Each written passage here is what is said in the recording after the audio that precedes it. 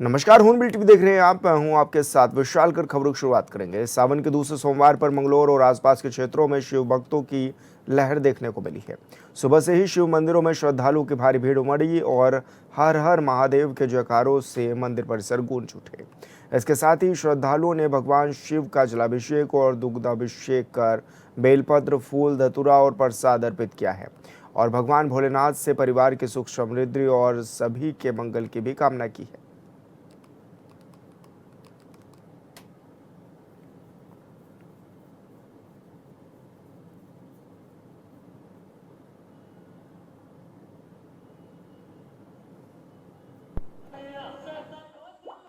रामपुर में एक काली माता मंदिर, प्राचीन मंदिर है। इसके पास में शिव मंदिर बनाया गया था। काफ़ी मान्यता है कि जो लोग अपनी इच्छा पूर्ण करने के लिए जल चढ़ाने के लिए आते हैं और सबकी मनोकामना पूरी होती है। मैं तो जो मांगता हूँ मुझे वही मिलता है। जरूरत ही नहीं पड़ती शिव दरबार में आके। तो बता दें कि सावन के सोमवार पर भोलेनाथ की भक्ति में डूबे हुए हैं तमाम श्रद्धालु और ऐसे में शिव मंदिरों में जलाभिषेक के लिए भी भारी भीड़ उमड़ी हुई है।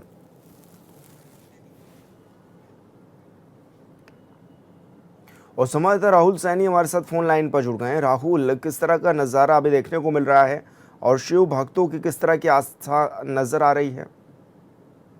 देखिए विशाल, आपको बताना चाहूंगा, जो ये सावन का माह एक पवित्र माह माना जाता है और भगवान शिव के लिए जो अति प्रिय माह माना जाता है। तो वही अगर मैं सोमवार की बात करूं, आज सावन का दूसरा सोमवार है और दूसरे सोमवार पर जो तमाम शिव मंदिर हैं, मंगलौर के ग्रामीण क्षेत्रों में शिव मंदिर है, उनमें लगातार शिव भक्तों का सुबह से ही तांता लगा हुआ है। लगातार गंगा जल लेकर जो है श्रद्धालु मंदिर की ओर प्रस्थान कर रहे हैं। वहीं शिवलिंग पर जो है जलाभिषेक करके वो अपने सुख समृद्धि की जो है भगवान शिव से प्रार्थना कर रहे हैं, कामना कर रहे हैं। और लगातार अगर मैं बात करूं श्रद्धालुओं की, तो श्रद्धालु जो है सोमवार को एक विशेष रूप में जो है पूजते हैं और गंगा जल सहित जो है वहां पर पूजा की जाती है। तमाम जो बेल पत्र वहां पर चढ़ाए जाते हैं, जिसको लेकर उत्साह जरूर श्रद्धालुओं में नजर आ रहा है। लेकिन ऐसे में किस तरह की मनोकामनाएं भी हैं जो लोग पहुंच रहे हैं और क्या मंदिरों में काफी भीड़ है? जी बिल्कुल, देखिए जिस तरीके से एक साल में ये दिन आता है और एक उम्मीद भी रहती है कि हम भगवान शिव की पूजा जो है इस दिन करेंगे और ये सोमवार है, सोमवार को एक विशेष दर्जा दिया जाता है। अगर मैं हिंदू मान्यताओं की बात करूं तो सोमवार को तमाम जो श्रद्धालु है, ग्रामीण क्षेत्र की बात करूं तो हर प्रत्येक घर से जो है श्रद्धालु निकलकर मंदिरों का रुख कर रहे हैं और वहां पर पूजा अर्चना की जाती है। सुख समृद्धि और शांति के लिए जो है वहां पर अपनी मनोकामना जो है तमाम श्रद्धालु जो है वहां भगवान शिव से ठीक है राहुल, बहुत शुक्रिया आपका तमाम जानकारी साझा करने के लिए। सावन के दूसरे सोमवार पर हरिद्वार में सुबह से ही शिवालयों में श्रद्धालुओं की भारी भीड़ उमड़ रही है। कनखल स्थित दक्ष प्रजापति मंदिर में जलाभिषेक के लिए भक्तों की लंबी कतारें लगी हैं और हर हर महादेव के जयकारों से मंदिर परिसर गूंज उठा है। जहां बिल्वेश्वर महादेव, पारस शिवालिंग, दरिद्र भजन महादेव और तिल भांडेश्वर महादेव मंदिर समेत शिवालयों में भी भक्तों की भीड़ है।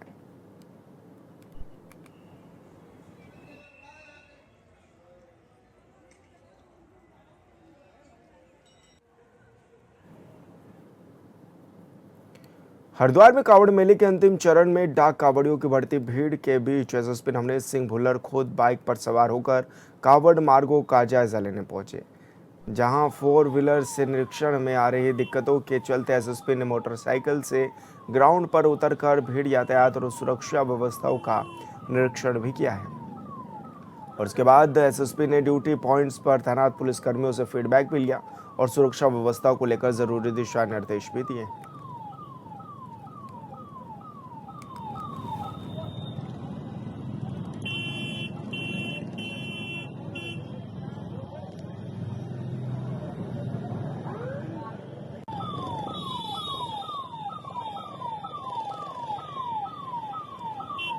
मुख्यमंत्री पुष्कर सिंह धामी की धर्मपत्नी गीता धामी सावन उत्सव के तहत मुख्यमंत्री पुष्कर सिंह धामी की विधानसभा चंपावत पहुंची। इस दौरान उन्होंने कहा कि मुख्यमंत्री प्रदेश के विकास के लिए रात दिन लगे रहते हैं। उनकी ओर से कई योजनाएं और नियम बनाए गए हैं और वो धरातल पर भी उतर रहे हैं। वहीं उन्होंने कहा कि अगर मुख्यमंत्री चंपावत से चुनाव लड़ेंगे तो उन्हें काफ़ी ज़्यादा खुशी होगी। पर फैसला पार्टी हाईकमान पर है।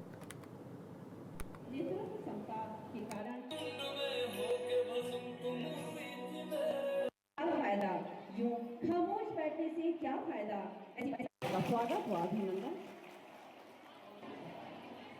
मेरे साथ सभी बोलेंगे। भारत से पहले देखिए, धामी जी का कार्यकाल पूरे 5 वर्ष का सेवा समर्पण कर रहा है और हर क्षेत्र में उन्होंने कार्य किए हैं। पूरे प्रदेश भर के लिए अच्छे निर्णय लिए हैं, अच्छी योजनाएं बनाई हैं और बहुत अच्छे नियम कानून उन्होंने बनाए हैं। नियम कानून बने ही नहीं हैं, उनको धरातल में उतारने का काम भी हुआ है और पूरे प्रदेश भर में उनका एक सपना है कि हमारा उत्तराखंड समृद्ध उत्तराखंड बने और ऐसे राज्यों में आकर के खड़ा हो जहाँ पर प्रथम श्रेणी में आकर के खड़ा हो, उसके लिए भी कार्य कर रहे हैं। और मैं समझती हूँ कि यहाँ से बहुत अच्छा समर्थन चंपावत के लोगों ने दिया था, आशीर्वाद दिया था और पूरे प्रदेश भर से भी बहुत अच्छा जो है समर्थन मिला, आशीर्वाद मिला और उनकी मेहनत, उनके कार्यों को पूरे प्रदेश ही नहीं पूरे देश ने देखा है कि इस तरह के उन्होंने निर्णय लिए हैं, काम किए हैं। तो मैं समझती हूँ कि अच्छा आशीर्वाद पूरे उत्तराखंड के लोगों का मिलेगा और हमेशा उनका साथ बना रहेगा। तो 2027 में चंपावत से नेतृत्व करेंगे मैम? बहुत धन्यवाद मैम। 2027 अब उनकी जो है मैं तो चाहूँगी कि वो यहाँ से ही जो है आए और बाकी आगे पार्टी जैसा भी उनको आदेश करेगी। कांग्रेस के राष्ट्रीय अध्यक्ष मल्लिकार्जुन खड़गे ने रुद्रपुर में पार्टी पदाधिकारियों के साथ अहम बैठक की। ऐसे में प्रदेश भर के पदाधिकारियों, विधायक और पूर्व विधायकों के साथ ही कार्यकर्ताओं के साथ संवाद भी इस दौरान किया गया। खड़गे ने पार्टी नेताओं और कार्यकर्ताओं से आपसी मतभेद भुलाकर एकजुट होने और 2027 के विधानसभा चुनाव की तैयारियों में जुटने का आह्वान किया। संगठन को बूथ स्तर तक मजबूत करने के साथ सत्ता में वापसी का भी लक्ष्य दिया गया। साथ ही इस बैठक में कांग्रेस के प्रदेश प्रभारी कुमारी शैलजा, सह प्रभारी मनोज यादव, प्रदेश अध्यक्ष गणेश गोदियाल और नेता प्रतिपक्ष यशपाल आर्य समेत पार्टी के कई वरिष्ठ नेता भी मौजूद रहे।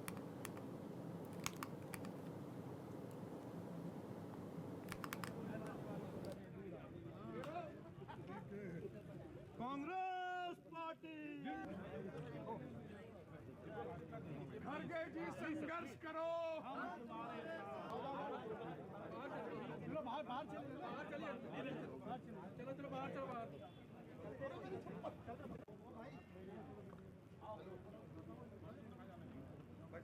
है। इससे पहले राहुल जी आए थे और छात्रों की गूंज कार्यक्रम बेहद सफल कार्यक्रम रहा और अब 2 दिवसीय दौरा रहा हमारे राष्ट्रीय अध्यक्ष जी का और हमारे वर्कर्स में भी और आम लोगों में भी एक नई ऊर्जा आई है, बहुत उत्साह आया है और सबके मन में अब यही है कि हम पार्टी के लिए जमीन पर काम करें। हमारे वर्कर्स बेहद खुश हैं और सब अब काम करने को तैयार हैं। हमारी नई बॉडीज बननी है, मेहनत होगी, हम जीतेंगे। इस प्रदेश में राजनीतिक बदलाव का आधार इससे पूर्व हुए कार्यक्रम में हमारे नेता आदरणीय राहुल गांधी जी रख गए हैं। उस आधार को और मजबूती देने के लिए हमारे राष्ट्रीय अध्यक्ष माननीय खड़गे जी आज भी यहाँ हैं, कल भी यहाँ थे।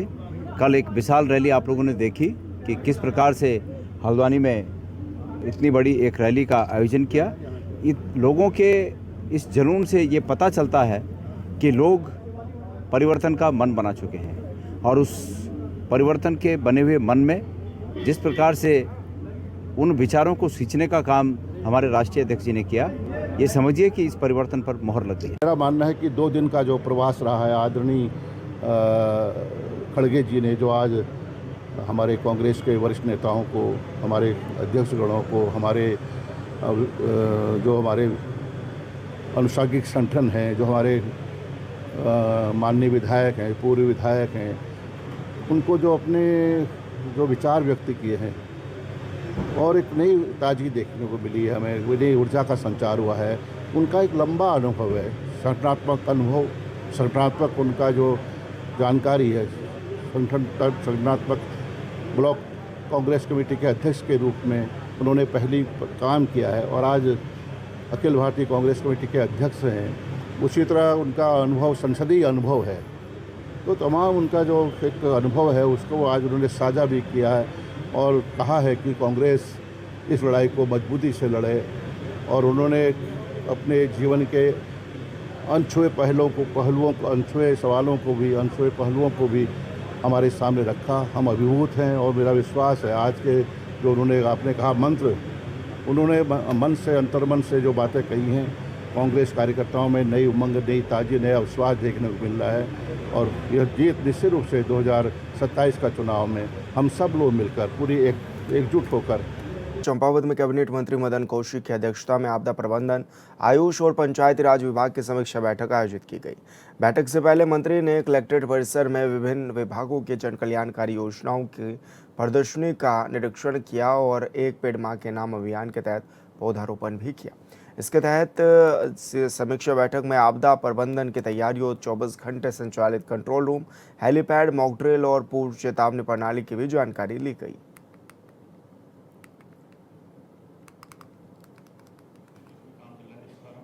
आज आपदा प्रबंधन विभाग की पूरी समीक्षा और क्या तैयारियां हैं, क्योंकि आपदा प्रबंधन में सबसे पहला काम हमारा होता है कि हमने आपदा से पहले की तैयारी क्या की है, आपदा के समय की तैयारी क्या है और आपदा के बाद की क्या है। तो पिछले वर्ष की सारी तैयारी की, जो पिछले वर्ष का हमारा शेष था क्या वो चला गया, क्या जो देना था हिंदू हमें वो अच्छा है, यहाँ का सारा कंप्लीट हो गया है। जो काम चल रहे हैं उनकी समीक्षा की है और अभी आपदा प्रबंधन को लेकर जो हमें तैयारी करनी थी, हमारे सारे अधिकारी, हमारी चाहे SDRF, NDRF, ITBP, जितने हमारे फोर्सेस हैं वो सारे तैयार हैं, सारे विभाग तैयार हैं। और आपदा की दृष्टि से एक संवेदनशील जिला है ये हमारा, तो उस दृष्टि से भी काम कर रहे हैं। पैसे की उपलब्धता की कोई दिक्कत नहीं है, आज जिलाधिकारी और अन्य सभी विभागों को कहा है, लेकिन आपदा प्रबंधन की दृष्टि से हमें अच्छा काम इस रूप में हम करें। और राज्य में लगातार माननीय मुख्यमंत्री जी आपदा प्रबंधन को लेकर खुद बड़े सेंसिटिव हैं, इस पर लगातार बैठकें हो रही हैं। उससे अलग मंत्रालय के स्तर पर बैठकें हो रही हैं, चीफ सेक्रेटरी स्तर पर हो रही हैं, विभागीय स्तर पर हो रही हैं। और हम इस सारे विषय को लेकर आज सारे इसमें चंपावत में पूरी समीक्षा की गई और सबको आवश्यक निर्देश दिए गए कि तत्काल आपदा प्रबंधन जो है उसको तत्काल सबको एक सामूहिक टीम के रूप में काम। ज्योतिर्मठ स्थित 64 योगिनी मंदिर सभागार में चतुर्मास व्रत और साधना के तहत आयोजित शिवपुराण कथा के 5वें दिन बड़ी संख्या में श्रद्धालु पहुंचे, जहां कथा व्यास आचार्य विजय प्रसाद सेमवाल ने भगवान शिव के दिव्य चरित्र, अवतारों और शिव भक्ति की महिमा का वर्णन किया। साथ ही भजनों और शिव महानाम संकीर्तन से पूरा कथा स्थल भी शिवमय हो गया है। पार्वती जी ने उनसे पूछा कि प्रभु ये जो रुद्राक्ष है। अगस्त क्रांति दिवस के अवसर पर चंपावत जिला पत्रकार संगठन की ओर से स्वतंत्रता संग्राम सेनानी सम्मान समारोह आयोजित किया गया। कार्यक्रम में जिले के स्वतंत्रता संग्राम सेनानियों के परिजनों को सम्मानित कर उनको याद भी किया गया। इस दौरान सेनानी परिवारों से ने शासन प्रशासन की ओर से सम्मान नहीं मिलने पर नाराजगी जताई। स्वतंत्रता संग्राम सेनानी के बेटे महेश चौड़ाकोटी ने कहा कि उनके गांव ने 7 स्वतंत्रता संग्राम सेनानी दिए, लेकिन आज भी गांव सड़क जैसी मूलभूत सुविधाओं के लिए संघर्ष कर रहा है।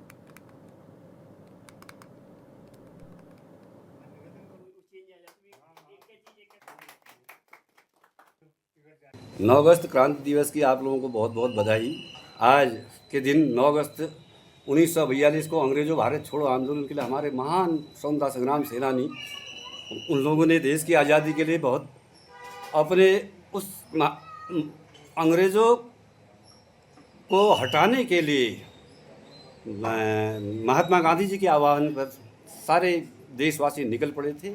और आप जो अब ये प्रशासन की जो आज उदासी जैसी स्थिति है, जबकि आज 9 अगस्त के दिन कितना बड़ा कार्यक्रम होता।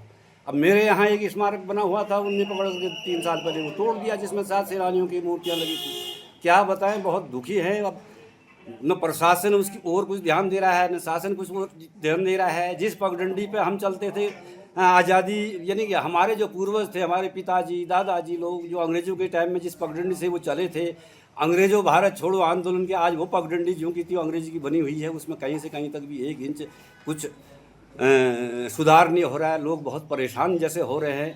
मेरी सरकार से विनती है कि कम से कम उस रोड को तो तत्काल इस आज़ादी के अमृत महोत्सव के अवसर पर उस 1.5 किलोमीटर रोड जो है ये आदर्श जिले की स्वतंत्रता सेनानियों के गांव तक तो पहुंचा दी जाए। पिथौरागढ़ के डीडीहाट से बीजेपी विधायक बिशन सिंह चौफाल से हॉर्नबिल टीवी ने खास बातचीत की। ऐसे में उन्होंने कहा कि विकास कार्यों के दाम पर 2027 में पार्टी जीत दर्ज कराएगी। उत्तराखंड की जनता बीजेपी के साथ खड़ी है। साथ ही उन्होंने कहा कि अब बीजेपी की सरकार में रिवर्स प्लान भी हो रहा है। बीजेपी विधायक और पूर्व कैबिनेट मंत्री बिशन सिंह चौफाल जी हमारे साथ मौजूद हैं। सर, 2027 के लिए क्या कुछ रणनीति है, किस तरह की समीकरण आप लोग बना रहे हैं, और क्योंकि तीसरी बार आप लोग हैट्रिक की बात कह रहे हैं बीजेपी में रहकर, तो किस तरह की तैयारियां हैं और जनता किन आधार पर आपको चुनेगी? देखिए, 2027 की बात आप कर रहे हैं। 2022 का जब परिणाम निकलने के बाद उसी दिन से भारतीय जनता पार्टी 2027 की तैयारी में लग जाती है। हम भी उसी में लगे हैं। 2027 में 2022 में चल रहे हैं 2027। जहाँ तक हैट्रिक की बात आपने की, भारतीय जनता पार्टी ने 2022 में जनता के बीच में जाकर अपना दृष्टि पत्र रखा, हम ये काम करेंगे।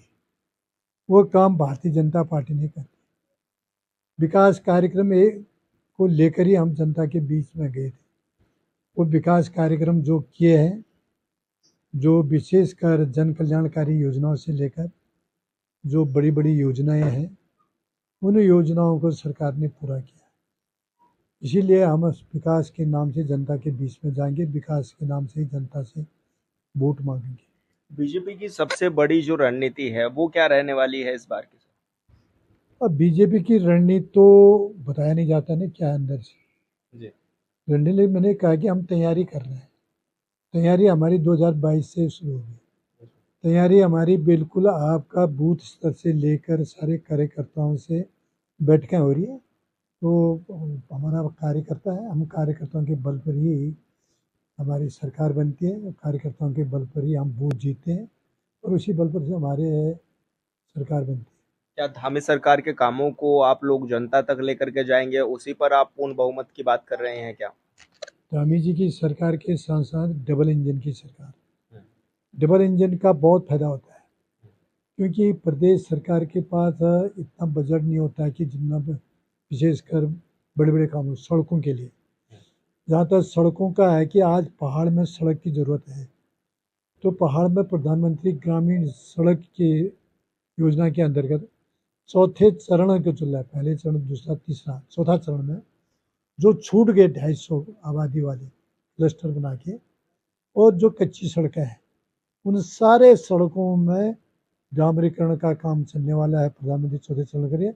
और जो गांव छूट गए, छोटे छोटे तो कहते हैं जैसे गाँव, उनको भी प्रदेश सरकार द्वारा, राज्य सरकार की योजनाओं के द्वारा, बजट के द्वारा उन गांव को भी जोड़ने का काम पार्टी कर रही है। लेकिन सर, आप कह रहे हो कि डबल इंजन सरकार के फायदे मिलते हैं। डबल इंजन सरकार का ही है कि उत्तराखंड और उत्तर प्रदेश में अभी भी संपत्तियों को बंटवारे को लेकर के अभी भी काफी संपत्ति ऐसी है जो फंसी हुई है, अभी तक पूरा पैसा नहीं रिलीज हो पाया है यूपी से, और जबकि डबल इंजन की सरकार है। इसको तो ट्रिपल इंजन भी कहा जा सकता है सर।